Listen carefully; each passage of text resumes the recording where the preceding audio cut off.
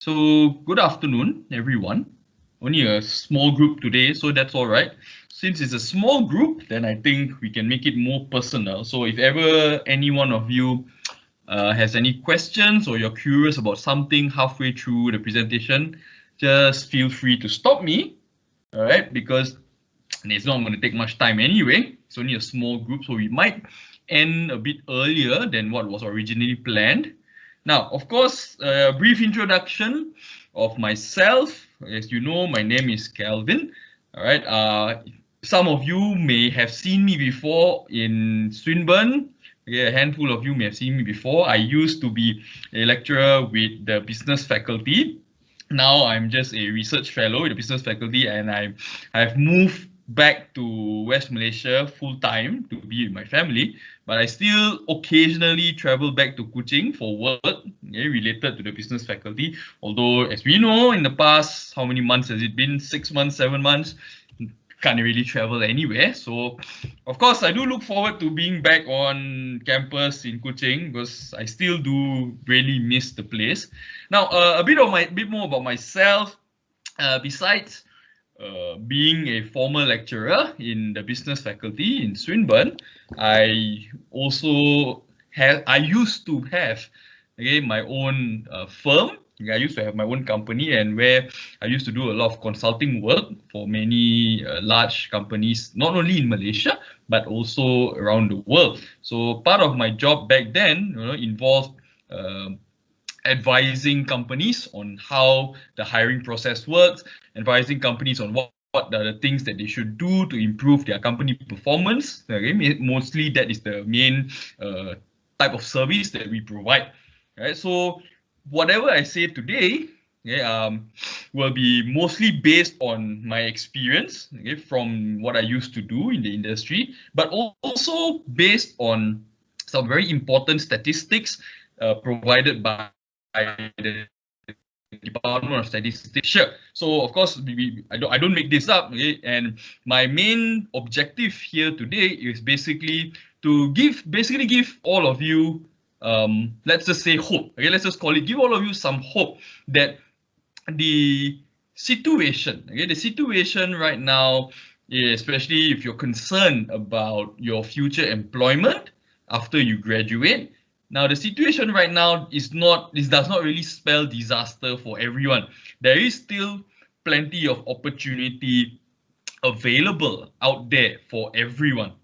So without further ado, I shall get started unless someone has a question. If you do, like I said, just feel free to stop me anytime. Okay, so starting out, I was thinking of a good title for everyone. Okay, so of course, like I told Daniel before we started this talk, I've been asked to do this a similar talk many times already, so I'm starting to lose track of the type of titles that I can give. But generally, you will find that the content will be relevant to you regardless of at which stage you are in your study. Okay, it could be in your first year, second year, third year, or it could be in your final year, or perhaps you could be near graduation already. I'm not really sure, but you will find that whatever that I will say is catered to all stages of your education. All right, so let's begin. Now, the first thing is, one of the main things that we are all concerned about is right now, COVID-19. Should we really be worried or not? So a simple look at the statistics provided by, again, the Department of Statistics, if you can see from this table, two important indicators, okay, two important indicators of how the jobs market may be affected. I say maybe, I'm not saying that it's confirmed. Okay, so if you look at this table, what it's basically telling us is the type of how businesses, okay, private businesses in general, how their revenue has changed since 2018. Now, of course, 2018 and 2019, as you can see in the column here, the net balance column, everything seems to be positive. But once we entered 2020, especially in the first quarter of the year, it starts to turn negative. And then in the middle of the year, as we all know, the MCO hit. That's where the net balance was a much larger negative. But now going into the third quarter, we find that it's a almost complete rebound. Okay, back to the last figure that we saw in the fourth quarter of 2019. Okay, the fourth quarter was 10.6% positive balance. And now the third quarter for 2020 is 7.5. So yes, still a big difference, but the gap seems to be closing. So what this actually tells us is that as the government allows more businesses to reopen, as all of you would have seen by now, many of the businesses that were once closed have now fully reopened. So once they are fully reopened, business can resume as normal. Now, what does this actually mean for employment? Again, now if you look in the second column, the number of employees by the change by percentage, we find that yes, for the third quarter in 2020, the net balance or the net change is still negative. That is correct. But if you look at the rate of change moving from the second quarter to the third quarter, there is also an improvement. Okay, the amount of hiring is increasing, but the net change is still negative. So put these things together, when you put the gross revenues and the number of employees hired together, what this actually indicates, or at least suggests to us, is that there is an improvement. There is an overall improvement in the jobs market. It's not a significant improvement, I'm not saying that, but there will be opportunities available. So what all of you, everyone should consider right now, okay, what everyone should consider right now, especially if you are perhaps actively seeking employment, okay, those of you who are in your final year already, if you're seeking employment, you should actually take these statistics with a bit of caution, okay, because yes, even though overall it does suggest it's still not great, but it does not necessarily mean that there is no opportunity at all. Why I say that is because now all of you should understand that what we have right now when dealing with this COVID-19, we need to consider whether it's a temporary or permanent change. Okay, of course, some people say that, oh, it's going to be here for a long time. Said, yes, I understand, but as you probably would also understand, if you all read your Theory of Evolution by Charles Darwin, you will know that humans eventually will learn to adapt.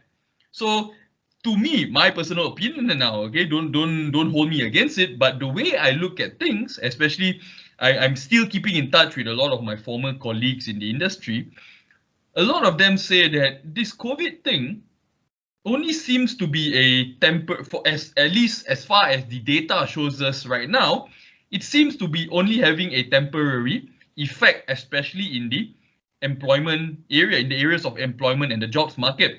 Why temporary is because it is only normal for any business which is suffering to slow down or stop hiring for the moment. But once the businesses continue to grow, as you can see in this gross revenue column, as these businesses continue to regain what they have lost, eventually they will want to expand anyway, because it is rare to find any business who prefers to be stagnant. Every business owner out there wants to grow. So as these businesses continue to earn more revenue, eventually they will want to increase or grow their size. So when that happens, they will naturally start hiring more people. So of course, depending on where along you are right now in your education, you may or may not be affected by these statistics. So like I said, if let's say you are right now in your final semester, for example, then maybe it might be a bit more difficult for you because we are still in the phase of recovery. Most businesses are still recovering. So it's again not to say that there's zero opportunities, as I will discuss later, but you may have to be a little bit patient in terms of the opportunities that you are looking for. But for those of you who are in, let's say, in your second year, or you have another 2 or 3 years before you graduate, for example, you may find that by the time you graduate, fingers crossed, things may actually have returned to normal, if not even better than before, because naturally the job requirements would have changed over time. The skills that graduates possess after they complete their studies, that would have changed over time as well. So as you acquire more skills through your education and other forms of activities and training, by the time you graduate, you may be even better equipped to enter the job market, and you might actually be immediately hired after graduation. So opportunities are still there. And to cut this whole discussion much shorter, I would say that as far as what we can see right now, based on the data provided by the Department of Statistics, the effects of COVID-19, and I'm only talking about economic effects, okay? I'm not talking about the medical ones. As far as the economic effects are concerned, I don't really see a huge concern. Okay, yes, there are concerns, like I mentioned just now, but it's not really something that we should lose any sleep or lose our minds about, because there are still things that we can do to overcome this issue. Okay. All right. Everyone okay so far? I think that's good. Okay, let's move on. So, how has the job market actually changed? Or has it even changed at all? So, if we look at statistics, then if you can see this poster provided again by the Department of Statistics, right at the top it shows that total jobs in the private sector has dropped by 236,000. Now, most people these days, for better or for worse, they just read the main headline and then they just assume everything is bad. That's not necessarily the case. Okay, if you look into a little bit more detail, now all of you, I assume, are engineering students. Most of your work lies in the details. So all of you should understand the importance of looking at all these much smaller figures and statistics. So yes, overall, yes, the number of jobs provided in the private sector has fallen by 236,000. Okay, but in comparison to previous years, okay, if you were to look at previous years, let's say if you can see there in Q4 of 2019, for example, total jobs available was about 8.6 million, and now we are at about 8.38, 8.4 million. So is this a huge difference in the big, if you compare to the bigger picture? Not really, again.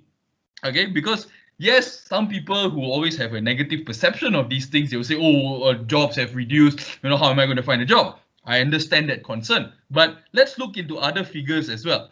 Okay, if you look at much lower down the poster, if you see, there are vacancies available. There are about close to 200,000 vacancies available. Okay, so if that is the case, then the next thing we want to look at is how has the requirements changed? Okay, how has requirements changed over time? So if we look here, and the main thing that the Department of Statistics also found is that there has been a shift. Okay, there has been a shift to the types of jobs being created and the types of jobs being filled. And the number one sector, as the Department of Statistics found, the number one sector right now that is being actively taken up is the services sector. Now, what type of services? If you can see, I'm not sure if you can see the poster down there. The types of services that are on offer right now is wholesale and retail trade, that makes up about 1.5 million jobs. And then you have food and beverage and accommodation, transportation and storage, information and communications, finance, insurance, real estate and business services, and then finally other services. So services sector is now the number one contributor to the jobs market. So what does this mean if, let's say, you intend to continue pursuing your main interest, which is, let's say, engineering, for example? Now, within the service sector, even though we call it the service sector in general, it does not mean that there is no opportunity for an engineering graduate. Okay, because I personally, in my previous work, I have a significant contribution to the company. Okay, that would of course depend on the type of position available, but there are certain skills which I'll talk about. There are skills and certain knowledge that only engineering graduates can provide, and other disciplines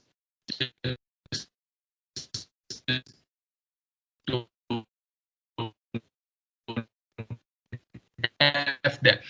One industry to another, and most of them going into the services industry. Again, what we need to ask ourselves is this shift temporary or is it a fundamental shift? Now, what do we mean by temporary and fundamental? Okay, temporary shift, it could just be that because other sectors, for example, the agriculture and construction sector laid off a lot of workers. So all these workers that were laid off, they just moved to whichever sector that was hiring at that moment. So that could indicate just a temporary shift. Now, a fundamental shift would suggest that there has been an active policy by the government to encourage more growth in the services industry, for example. Now, as of today, I still don't see such active economic policies in place to prioritize one sector over another. Okay, what the government has done up until now is to just try to help everyone across all sectors. So what that means, this so-called change, this shift, okay, from one industry to another in terms of the jobs available, it could very likely just be a temporary shift because of what's available right now. Okay, so things like you see, number one right now is you see your Food Panda, your Grab food delivery riders everywhere. So they fall under the food and beverage category as well. So because of that, not naturally, because a lot of people were laid off in other industries, you see more of them joining, becoming a food delivery rider, becoming a waiter, a waitress, or whatever it is. So that is why the numbers start to add up in the service industry. Okay, but as the economy starts to improve, that's what I discussed earlier, as businesses continue to return and recover and continue to grow again, very likely what we'll see is all those which were previously laid off, they will then rejoin the industry that they left in the past. So I would say, okay, as far as the employment statistics are concerned, okay, I would say that this so-called change in priority is only a temporary thing, as the previously more conservative, more traditional businesses like manufacturing, for example, okay, the components, electronics industries, for example, as they start to recover, then the jobs will start to return. Okay, but again, even though this shift is temporary, like if you can see at the much smaller list of industries at the bottom, yeah, I think that's about brownish red in color, and I've listed a few here as well, there are still plenty of vacancies available.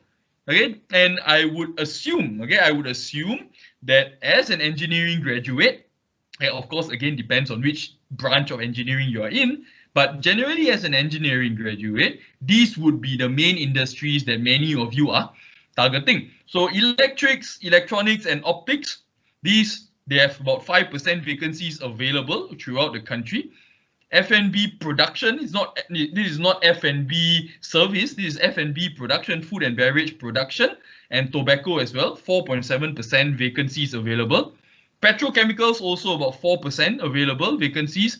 Transport and manufacturing services also 4.1% vacancies available. So that means what these statistics actually is telling us is that, yes, people were laid off from their jobs, okay, from whichever industry they were in, they were laid off, but these companies in these relevant industries, to all of you, they are still hiring. And they are still hiring. Of course, what they are offering, what salaries they're offering and all that is up for debate. Okay, we don't want to go into that just yet, but the opportunities are there. Okay, so again, like what I said earlier, it is not all bad, it's all not negative, it's not doom and gloom for everyone. Okay, there are opportunities available, and if only you know what are the right things to do to take advantage of those opportunities, then we can start negotiating the terms and conditions of your employment. Okay? All right. Move on. So, to go over what I've just said, okay, the key issues. Okay, the key issues, number one is, I said, opportunities are available for everyone. Okay, it's not only engineering, or maybe perhaps engineering is not your number one interest. You have interest in other fields as well. The point is, opportunities are available. But what's important for all of you to take note, okay, I've listed a few key issues here is, number one, graduate unemployment is rising and it will continue to rise. Now, is this your fault? It's not your fault. Obviously, it's not your fault. Okay. But the main contributor to why graduate unemployment is rising is because the number of jobs available, the growth in the number of jobs available is much lesser than the growth in the number of graduates per year. Okay, so that is why graduate unemployment is rising. That is the number one contributor. Why the number of graduates is rising is because more and more people are going to school, they are going to university, they are graduating with any qualification, whether it's diploma or degree or whatever it is. But the rate at which jobs are growing, it's not as fast as the number of graduates. So this slight imbalance here, this is a fundamental issue. But over time, as companies continue to expand much larger, okay, because you have to remember that Malaysia, like many other developing economies, are very reliant. The economy of Malaysia is very dependent on small and medium businesses. Okay, the large public companies that we have in Malaysia, there are only about 900 to 1,000 large public companies, and even then also a good, I would say, 50 to 60% of them are still not that large to a point where they can compete against the much larger multinationals from other countries. Okay, so because of that, a large number again of Malaysia's private economy is driven by small and medium companies. So small and medium-sized companies, they don't hire as many people. And so because of that, the growth in available jobs is not as fast as the growth in the number of graduates. Now that's issue number one. Number two is the industry demands. Now we are talking, earlier I talked about the small and medium-sized companies. When I say industry demands now, I'm talking about if you are aiming for a much more reputable, a much larger company in the industry. Now, why I say industry demands is because the types of requirements they have. Okay, this is evolving very quickly. Okay, previously, if you look back, perhaps during your parents' generation, all right, anyone with a degree would easily get a job. They'll be promoted very quickly and up they go. And that's why it's easy. But right now, because there are so many graduates available, virtually education has become very easily accessible to many people. So every new graduate that enters the job market, the competition becomes much greater. So because of that, when employers have a wide selection of candidates to choose from, they can be extra picky. Now, is it their fault to be extra? It's not really so, because for any business owner, they would obviously only want to hire the best candidate to help them run the business. So it's only fair that they become picky. So as more and more candidates are available for them to choose, the demands, the requirements that the companies will have, these will continue to become more strict. These will become, the requirements will become much larger. You need to have more skills. And then that is why a lot of graduates may find it a bit difficult to catch up. Why they find it difficult to catch up is not because the graduates are not good. They are good, but they just don't know what the employers are looking for. And Malaysian employers, many of them, unfortunately, are not honest. Okay, they are not honest with what they are looking for in the candidate. They just make a very short list in the vacancies, in the advertisements. They say, oh, GPA 3 point something, okay, and then they say, oh, communication skill. What that means, they are not going to tell you. Okay, be able to speak or whatever it is, whatever language it is. Again, how well must you be at certain things? They will never tell you. So they are not honest or outright or transparent with their requirements. So, which leads me to the last point. There is a mismatch between the graduates and the job requirements. So because the employers don't want to tell you, they are not honest about it. So graduates, they go around, collecting skills, learning skills, collecting knowledge from everywhere, like many of you are doing, but you don't know how this is going to match with what the employer wants. So because of that, anyone who goes for a job interview, The employer in his mind is looking for candidates with skill A. The candidate goes in with equipped with a full professional competency in skill B. End up the two don't match. So if it doesn't match, then no hiring takes place. And then the candidate goes off wondering, why, what did I do wrong? And then you get depressed, and the employer will then complain and say that, oh, why all graduates these days are all useless. So then here comes the problem. It doesn't jive together, it doesn't gel together. So how are we going to overcome this? Okay, is there a way to overcome this problem or not? Because this problem isn't new. Okay, even though the newspapers, okay, the news outlets in the past 2 weeks have been talking about this again, but this problem has existed forever. Okay, because why? As companies continue to evolve and they progress, the requirements and the expectations they have of their employees also change along with that. So since forever, this problem has been there. So how can we overcome this problem? Okay, there is hope. How do we do it? Then this is what I recommend. Okay, these are my recommendations of the things that you should actually consider. Now, number one, of course, most important is be patient. Especially those of you who are expecting to graduate soon, expecting to complete, be patient. Now, patient in terms of what?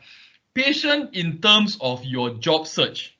Okay, now whether you want to believe it or not, okay, I myself has experienced this before. When you are desperate for something, when you really want to go down, so I want it. When you are impatient, things just don't work out your way. Something just doesn't work. But when you take your time, okay, take your time to really understand the process of looking for a job. Take your time to understand the employer that you are approaching. Take your time to learn about the nature of that particular business that you are approaching. That's where you will actually equip yourself with the necessary knowledge if and when you get called up by the employer, then you can walk into the interview and show them that you've actually done your homework. So when I say patience, I'm not only talking about you just sitting there waiting for months and months and months and not doing anything. No, it's being proactive and being patient at the same time. Okay, so if let's say you have found a company that you are interested in joining, before you actually write in, think about what you want to say first. Okay, think about that first. What are you going to tell them? Okay, because right now, the company is hiring to hire someone.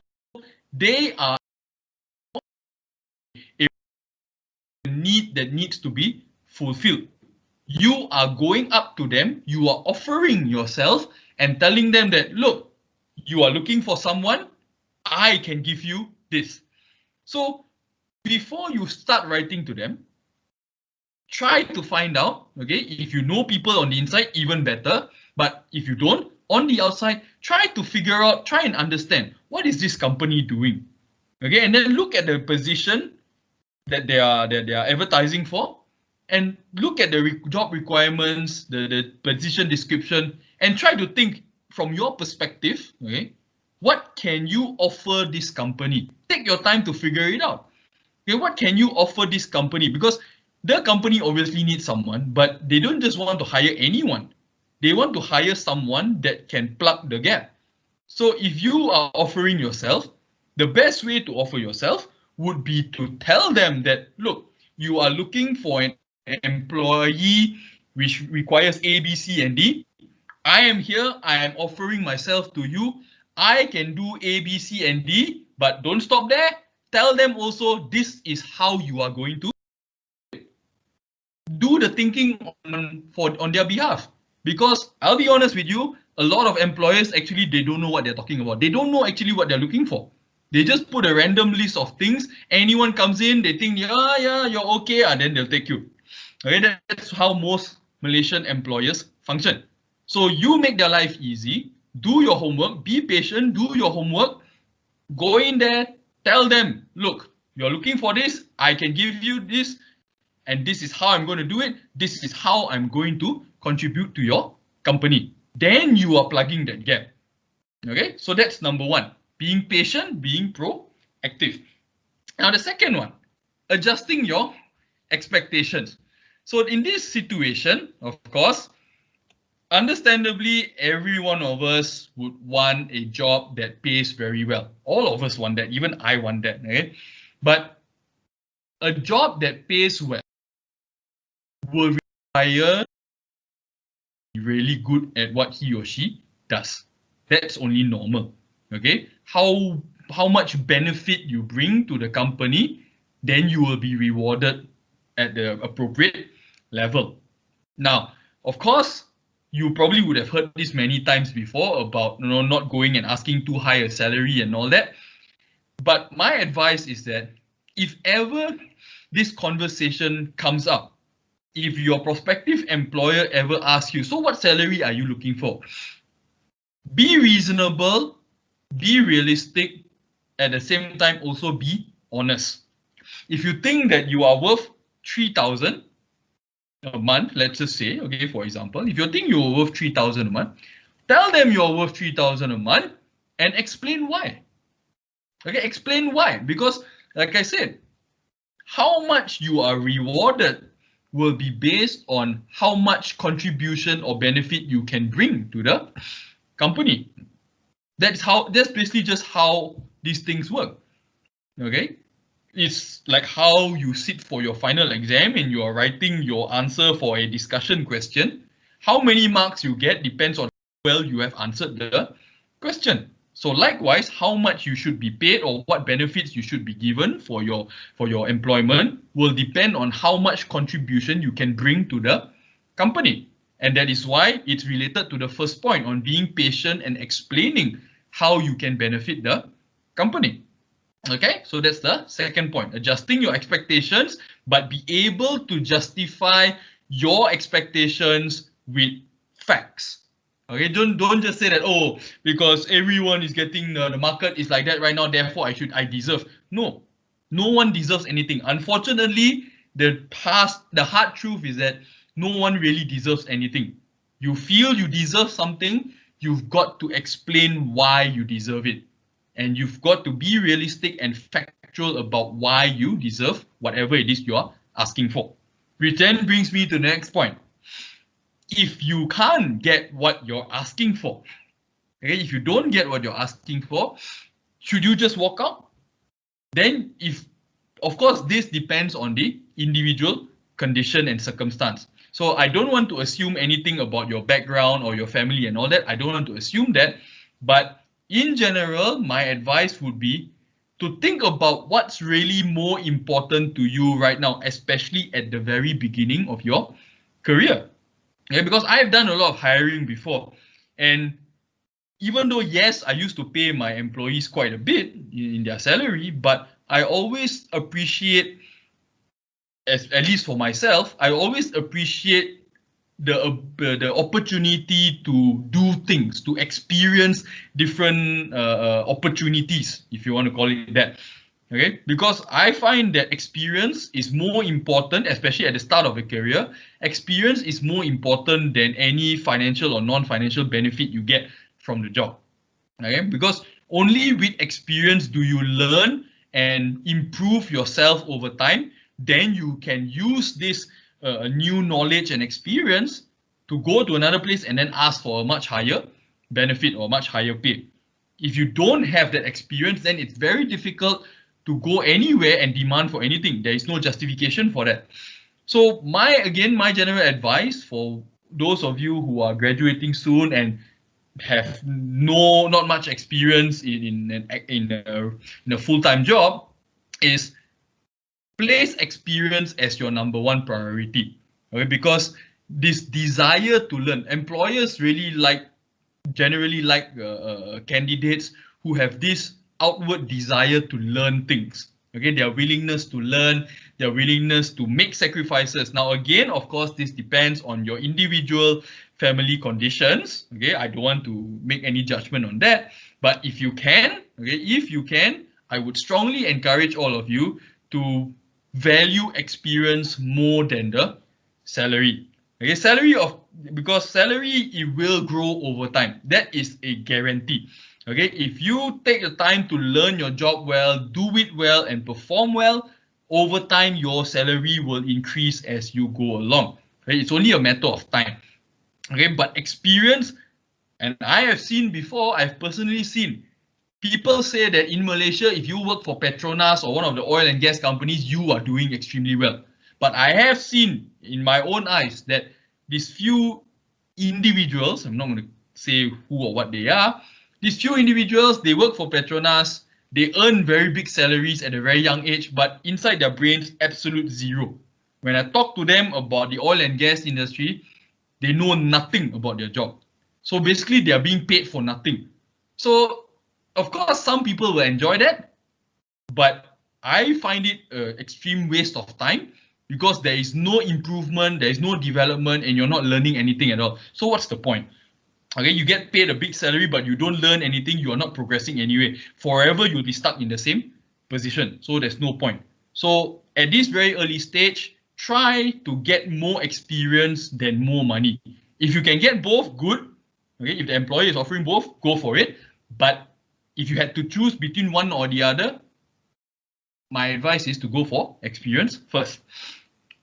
Okay, so after experience, what else do you need? So those three things are related to the job itself. Now, besides that, what else would we actually need? Okay, what I would suggest is number one is skills that are transferable. Now, what I mean by skills that are transferable is skills that can be applied in almost any industry. Okay, so of course, many of you would have spent the past 3-4 years studying your engineering courses and all that, but unfortunately, okay, and this also applies to other faculties as well, when you are so focused on the things that you have learned over the past 3-4 years, you become very good at it.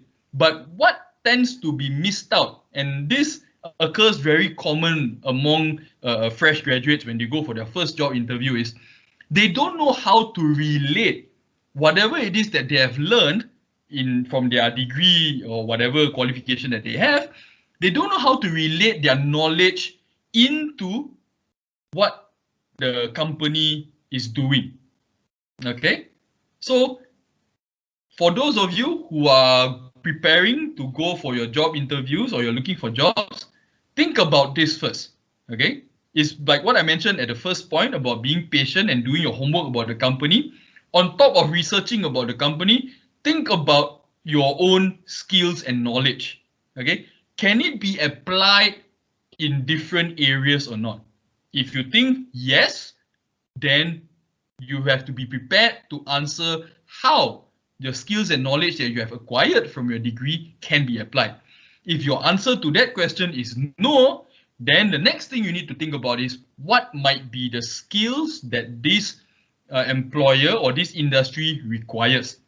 Okay, so some of the skills that are applicable in any industry, doesn't matter whether engineering or service or construction, all that, some of the skills that are required in any industry, number one is your computer skills. Now, computer skills, I'm not referring to just using Microsoft Word, Control-P, print, Control-C, Control-V. Those anyone can do these days. Okay, virtually anyone can do. That is no longer a skill. What I mean by skills is, computer skills is, do you know the advanced users for, let's say, Microsoft Excel, for example? Okay, you will find that in many companies, they use Excel for many things.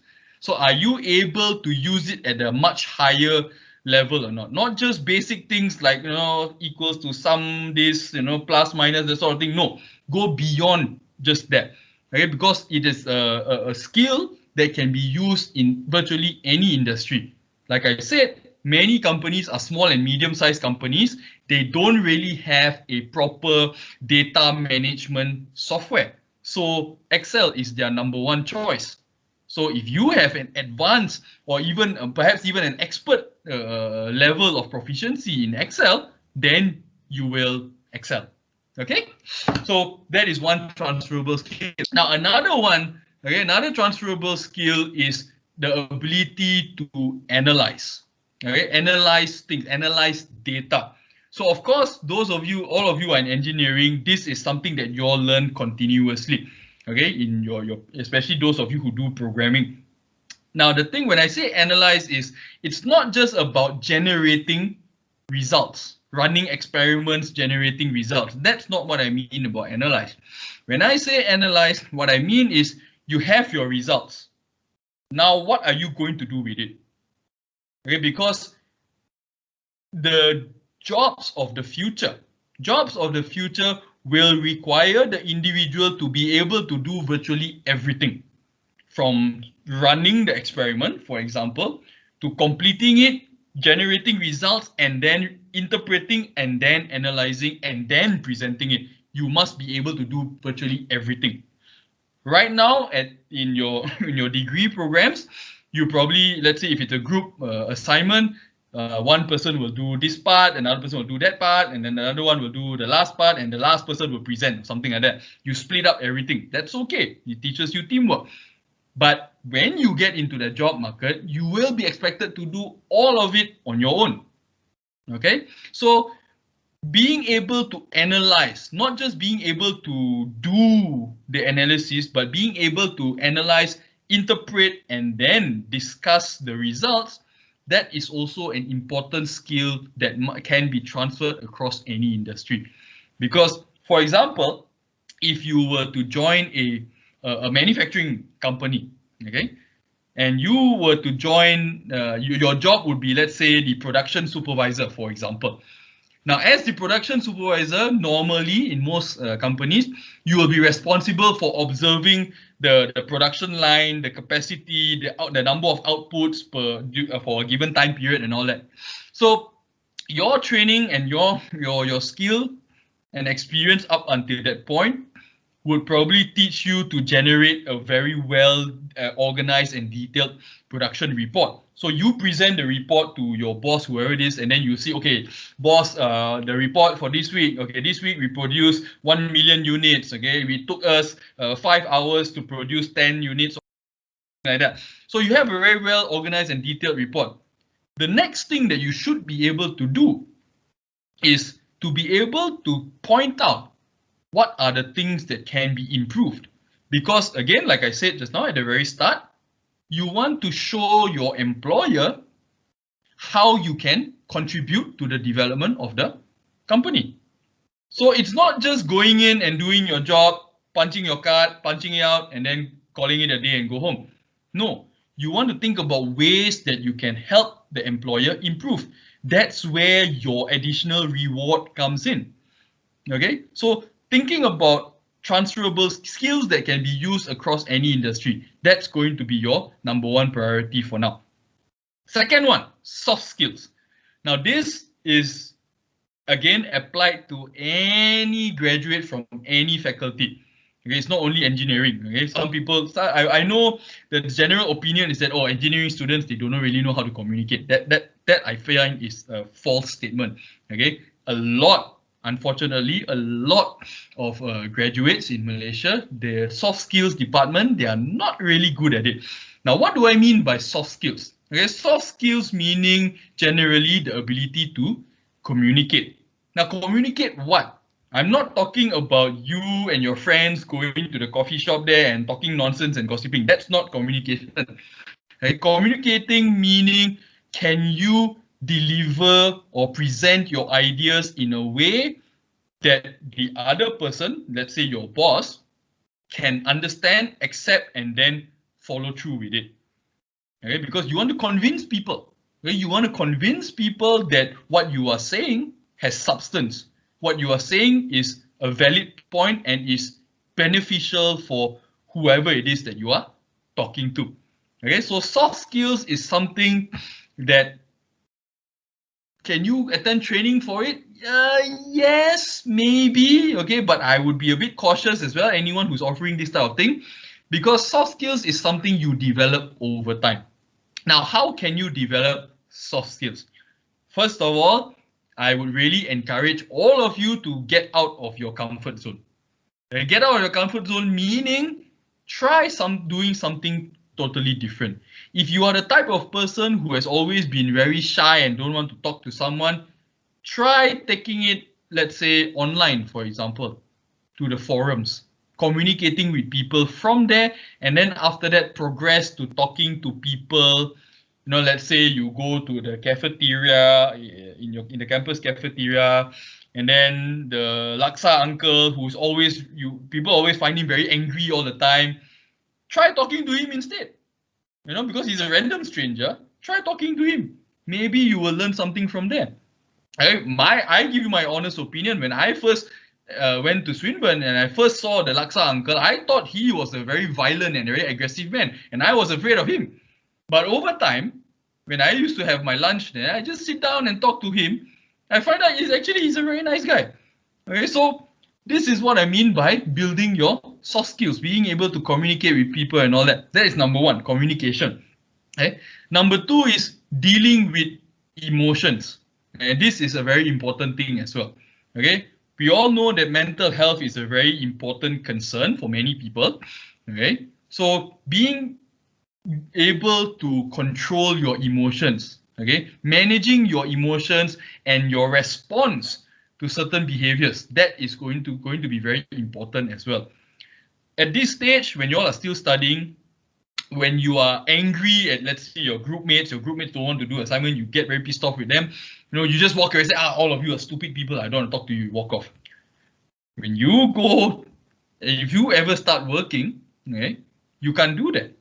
Okay, so learning to manage these emotions and your responses to especially the negative emotions, that is also part of your soft skill building. So perhaps next time, okay, if ever let's say you have a group assignment coming up and all that, and then again, one or two of your group members end up becoming an idiot who doesn't do anything, and it's really making you angry, try to be conscious, be mindful about your emotions and how you react, and try to think of it in a different way.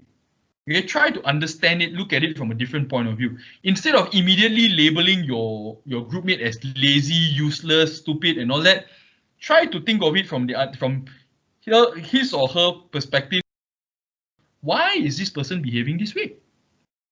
Okay, maybe is he or she having some problem? Okay, then you can approach the person, okay, that groupmate of yours, and ask, hey, are you having some problems? You know, is there something that can help you out with and all that? You know, or then if he or she says, oh no, I'm fine and all that, then you said, okay, if that is the case, can we try to move things along? Can we try to get things done and all that? So that way it all builds not only your ability to speak to people, not only your ability to manage your emotions, but it also builds your leadership skill. Okay, so that is your soft skills. Now, of course, I did mention about comfort zone. Okay, getting out of your comfort zone and talking to people, but comfort zone also applies to things that you are learning. Okay, so since all of you are in engineering, that's all right. Try to learn things outside of engineering as well. Try to read about the world in general. Okay, don't just look at headlines. Okay, this is very common these days. I know I'm guilty of that sometimes as well. Okay, don't just look at short headlines or small sentences and all that. Try to explore further beyond what you are learning in your classes. So, for example, since you're in engineering, maybe you want to start learning things from the business school, for example, like what I was talking about in the first two slides. That's economics in general. Okay, so maybe you might want to read up a little more. And if you're not sure, I am confident that any of the lecturers inside the business school, you just knock on their door and ask them, I'm sure they are willing to help you as well. Okay, so get out of your comfort zone, learn things beyond what you have already been learning in your degree programs. That way, when the time comes, even if let's say you're not going for a job interview, when the time comes, you meet, let's say the boss of a company that you are really passionate in joining, you can talk to that person on a one-to-one basis, and that person might actually be impressed. And this, I speak from my own personal experience, because I got my first opportunity at a very well-paying job when I was only in my second year of my undergrad. Okay, and how this happened was, of course, there was a bit of luck involved, and what happened was I already knew which company I wanted to work for, or at least become look for an internship there. But firstly, there was no way I could contact them because they didn't leave any contact details and all that. So I wasn't sure. Then I thought I didn't take any action. Again, in my comfort zone, stuck in my own comfort zone. Then during my summer break, my summer break in my second year, I went for a holiday. I went for a holiday, and I went to Vietnam. Yeah, I went to Vietnam. So as I was checking into the hotel, and lo and behold, luck would have it that the managing partner, the boss of the company that I wanted to join for my internship, happened to be there holidaying as well. Okay, I saw him at the lobby. But I recognized his face from the company website. I said, hey, this guy is here. So I thought this is my only one chance. So screw it, I just got to do it. I walked up to him, introduced myself. I was, of course, nervous as hell and shaking and sweating everywhere. But I introduced myself. I said, my name is Calvin, and then I know you are the managing partner of this company, and I would really be interested in joining your firm, but unfortunately I could not find any contact details. So now that you are here, if you don't mind, can I just speak to you about this opportunity? Then we started talking. Of course, the whole time we was talking, I could feel the blood all the way draining down all to my feet, so my face was as white as paper. But from there, I started talking about things that his company was doing, how at that time it was back then in 2008, okay, that was my second year. 2008 was the time of the global financial crisis. So I started talking to him about that, about what I understand about the things his company is doing and how I could actually help, what are the things I can do, what sort of knowledge I can bring and all that. So we started talking and we ended up talking for about an hour. And then after that hour was over, he said, okay, good. He said, tell you what, I'll give you my contact. This is my card. When you go back to KL, please give me a call. And then I did. And when I did that, I called him. I went to the office, had a proper interview. And then after that, I was accepted. And also, if I did not get out of my comfort zone, if I was so afraid of speaking up, I would never have had the opportunity. Right? That's a fact. Right? So before you can bring find that confidence, okay, before you can find that confidence to actually approach people and talk to at that level, you need to equip yourselves with the skills and equip yourself with the knowledge from your additional learning beyond your degree, which then takes me to the second last point of self-development. Never stop learning. Okay, never stop learning. No matter at what stage you are in, never stop learning. At every opportunity that you can find. Even right now, I understand you may be busy with your assignments, busy with your exams and all that. At every opportunity that you find, try to learn something new, even if it's just the most random thing. Like just last week, I completed a 4-hour LinkedIn course on video editing. Why I did that is because I thought, because now a lot of classes are going online and I'm absolutely horrible at video editing. So I thought, I'll just spend 4 hours on LinkedIn, just to watch what are the things that can be done. Then I just sat on my laptop for 4 hours and I thought, okay, I know this, a bit of this or that. I could do this as well. And that's where new ideas come in. Okay, you need to stimulate your brain a little bit. Okay, so never stop learning.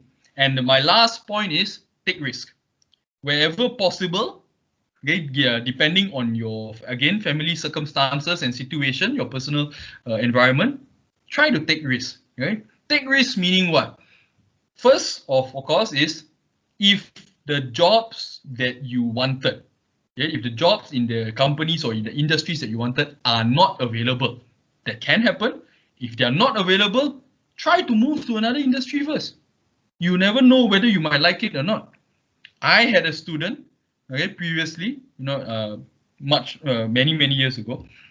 I had one of my students. He came up to me after his final exam and said, "Sir, I don't know what to do now after my final exam." I said, "Well, you are taking a degree in accounting and finance, so I would assume you want to go to a finance company or an accounting firm." He said, "No, then he said, oh, I'm not sure, sir, because, I'm okay, I know that, but I'm not too sure about what is it that I like. Then I asked him, let's be honest, what industry do you really enjoy? I looked dead at him and said, what do you really enjoy? And he said, actually, sir, I actually like working in a hotel. And I asked him, why? And then he explained. He said, oh, because during one of my summer breaks, I worked part-time in a hotel before as this position like that.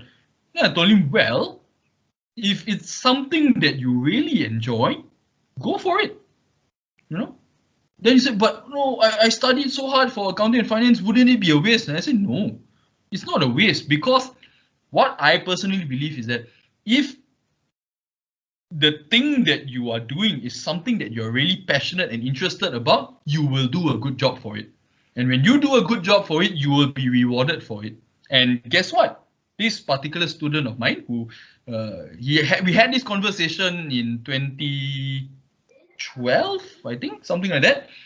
And now he is the general manager for one of the hotel branches. I think it's the Sheraton, not in KL, in Indonesia, I think. One of the general managers for Sheraton in Indonesia. Yeah. So take risks, okay? Take risks. If it's something that you're not sure of, but the opportunity is there, just try it out. Again, of course, depending on your individual circumstance. If the opportunity is, let's say, in another country, or since many of you are in Kuching right now, if it's, let's say, in West Malaysia, or in Singapore, or even if it's in Indonesia, or even further away, if there's nothing holding you back, just go for it. Take the chance. You never know. Like, again, another one of my former students, he studied IT. He had a degree in IT. But for some reason, he took an elective in finance, and it happened to be in my class. So eventually we formed this friendship and all that. And from an IT graduate, everyone would assume that he ended up working for an IT company, but he didn't. He ended up working for a consulting firm because he enjoyed it. And I'll just be honest with you first. He is an Indian guy, and an Indian guy, typically Indian, okay, he speaks English and Tamil only. Doing IT, I know, very stereotypical, don't judge, but he enjoyed doing consulting. Only speaks English and Tamil, like I said. But recently, he told me that, oh, I got a job offer and I'm going to Hong Kong now. So in Hong Kong, where they only speak Cantonese and a bit of Mandarin, their English is terrible. But this English-speaking, Tamil-speaking guy goes all the way to Hong Kong.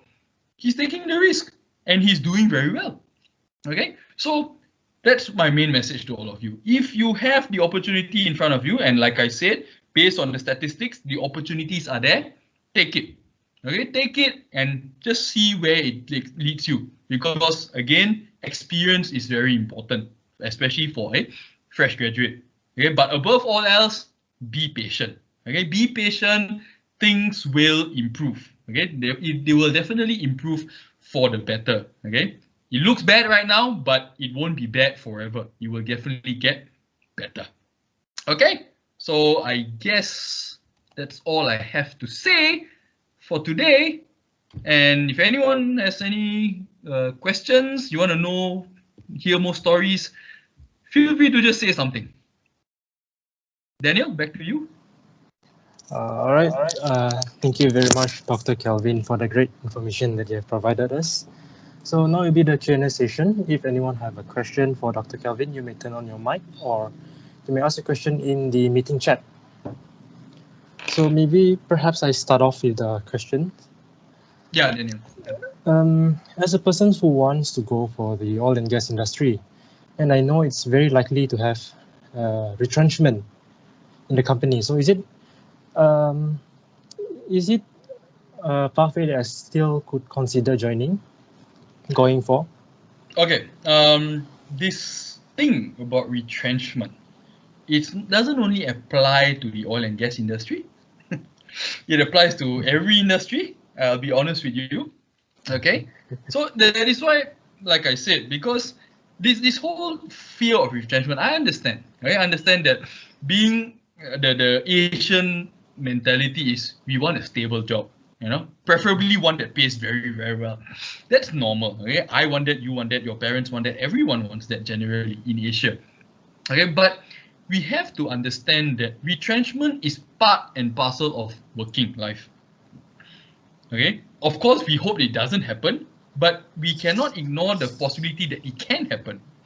Okay, and that is why when I talked about those few points that I made just now is, while you are in the position, try to learn as much as you can, because you just never know. Okay, because my father himself, okay, he has been retrenched many times.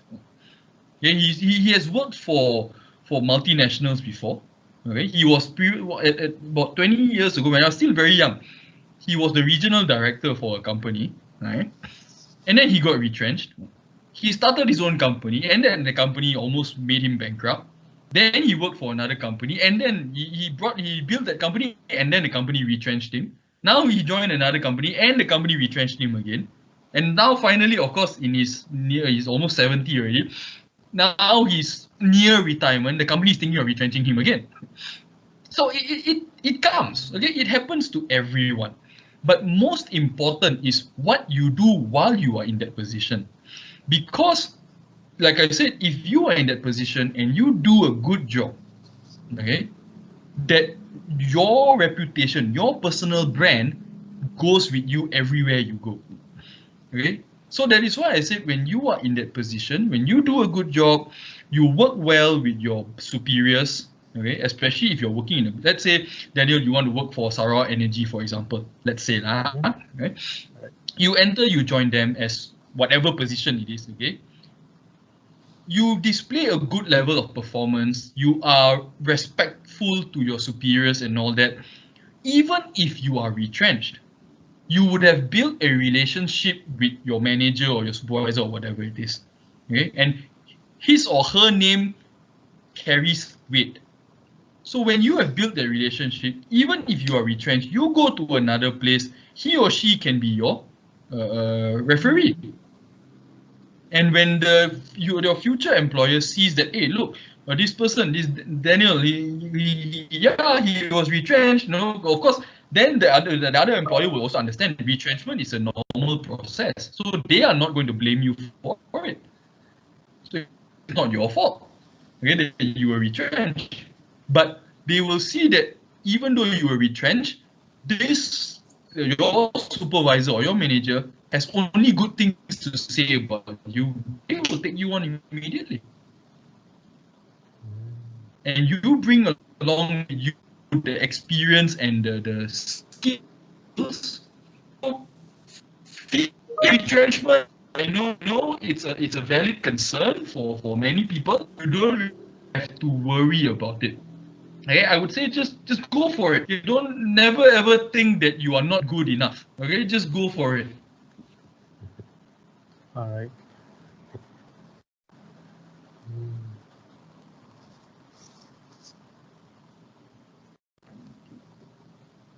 I think some of your friends has a question. Yeah. Right.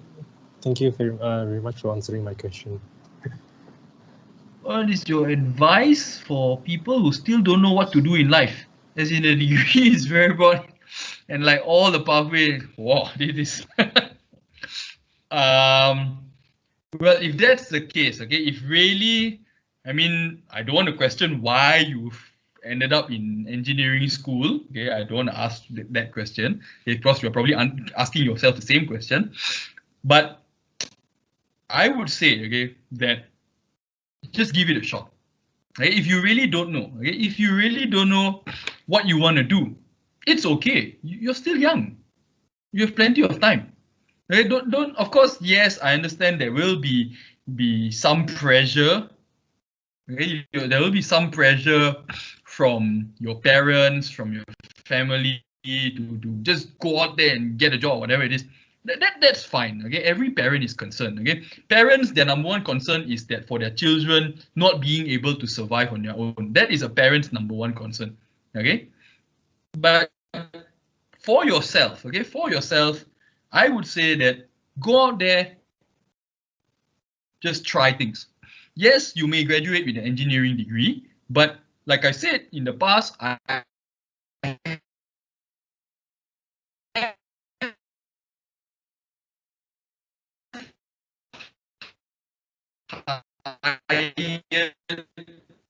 people from it, and they do are transferable across many industries.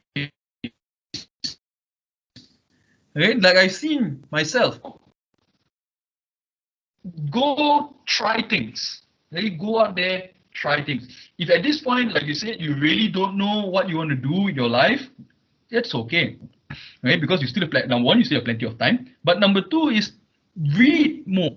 Learn more about different things, different industries, different possible careers, and ask yourself, could you do this? Or even if you really don't know, right? Even after reading, you still have no idea, then I would perhaps you are a bit like my brother, my younger brother, who I think, how old is he right now? 27, 28. And he still doesn't know what he wants to do in his life, but he's just going along, learning things as he goes. He has a job, he's a full time, and he's learning, and to a certain extent, he's enjoying himself as well. So go out, try things, try new things, try different things, engineering, non-engineering, completely out of this world sort of thing, go into food and beverage or whatever it is. Just go out there and try it. You will actually discover more about yourself.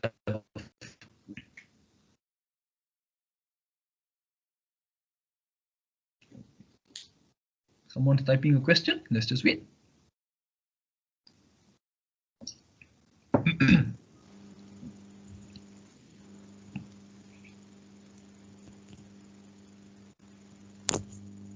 So I guess while we wait for the next question to be typed out, I guess I'll send my question to you first, Dr. Kelvin. So Yeah. In your opinion, right now in this whole like COVID-19 chaos, right? What is your opinion about, like, say, the youth, like, say, starting like their own businesses at a situation like this? What is your opinion? Okay. Now, starting a business. This, yes, I did say take risk, but it's not just simply taking risk, of course. The thing is, you have got to be mindful. Okay, if you have the support, okay, if you have, let's say, if you are fortunate enough, okay, you are blessed and fortunate enough to be in a situation where there is more than sufficient financial support, especially to start your own thing, then I don't see any harm in doing it, because it's also part of the learning process. Okay, especially if starting your own business has always been something that you wanted to do, or you've been thinking about it all this while. Okay, but if you are in a situation where there is some financial support, but it's a bit 50-50 sort of thing, then wait for a moment. Okay? Be a bit patient, wait for a moment. And while you are waiting, it's not just sitting down and doing nothing. While you wait, okay, learn to discover more about what this business it is that you intend to do. Okay, do a bit more homework, ask more people about their opinion. Okay, maybe develop the idea even more. Okay, or if, let's say, you are looking towards developing a product, for example, and to develop a prototype. Okay, or if you are still not so confident, you're still afraid about the Malaysian market, you can always try out your idea on any of the crowdfunding platforms like Kickstarter, for example. Then it will really tell you whether your idea is worth the really something that's valuable or not. Okay, so of course, like, again, going back to what I said, if you have the financial support to get out there and do it, then of course get out there and do it. But if you don't, then be a bit more cautious about taking this step, but never ever sit down and do nothing. Okay, just go out, try your idea, speak to the public, speak to strangers, go online, try out the crowdfunding platforms. Okay, put your idea out there and see whether it is workable or not. Because right now in your mind, you may think that it's a brilliant idea, but it may not necessarily be. Okay, that's of course assuming that this idea of yours, it's a product or a type of service. But if you're talking about setting up, let's say, a physical business, for example, a food business, for example, again, you still have to consider these things. Okay, you will still have to consider the same things. Know whether there is a demand for what you are selling right now. Whether you have the financial support to follow through, because for any new business, and I'm going to lay out the bare facts for you, for any new business, it would take anywhere between 1 year to 3 years before you actually start earning profit. And I'm talking only about small profit. And if it's a food business that you're thinking of, then again, the bare facts is that in the first 6 months, about 85% of food businesses will fail. Okay, that's a fact. It's an accepted fact. Okay, so these are the things that you need to be wary about. All right, Millennium? All right. Thank you, Dr. Kelvin. Okay, got another question here. Yeah. Would you advise me to go for an internship even though accounting firm is mostly working from home, and will I learn the same amount of things? Since working from home is not face-to-face and hard to learn for seniors to guide us. Okay, well, if there is an opportunity available, I would still say go for it. Again, right now the work from home thing seems to be the norm for many of the accounting firms, but that doesn't mean there's nothing to learn. There is still something to learn. What are you learning? You're learning how to do accounting work or auditing work remotely. Normally, in the past, traditionally, it is done face-to-face, I know. But since the current conditions right now requires that people work from home, that means this will be a new skill. You learn the audit process or the accounting process by working from home. Okay, remotely, through online and all that. So you are still, of course, yes, you won't be able to do the full, you won't be able to learn or cover the full audit process, for example, but you will still have to do many other things. Okay, so it's still an additional skill, I would say. Every learning opportunity right there that is available to you is worth something at the moment, especially when the situation is as such where a lot of people are competing against each other. If the opportunity is presented to you, go for it.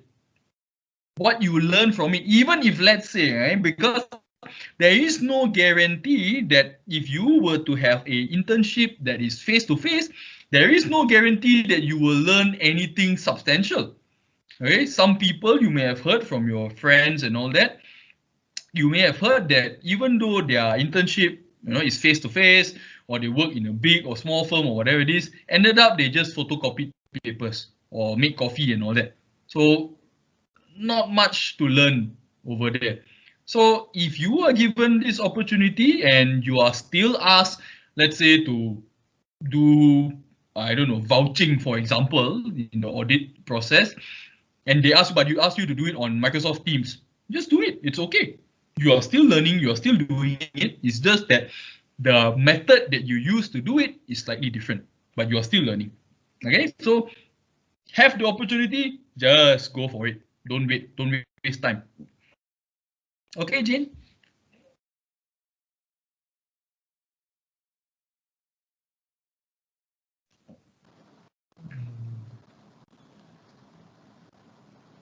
Any more? All right, is there any other questions?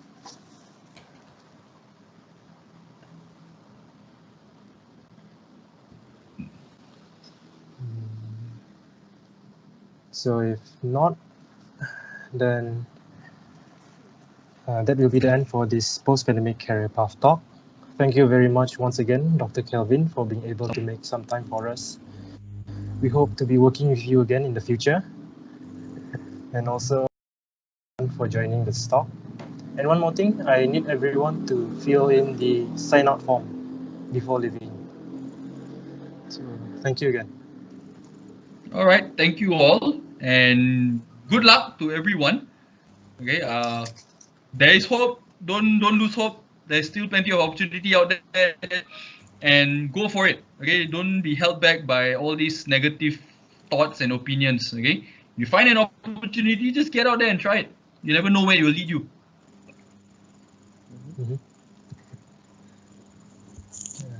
Alright, so with that, I guess our talk ends here. So once again, thank you, Dr. Calvin, and thank you to everyone who attends the talk today. All right. Goodbye. Alright.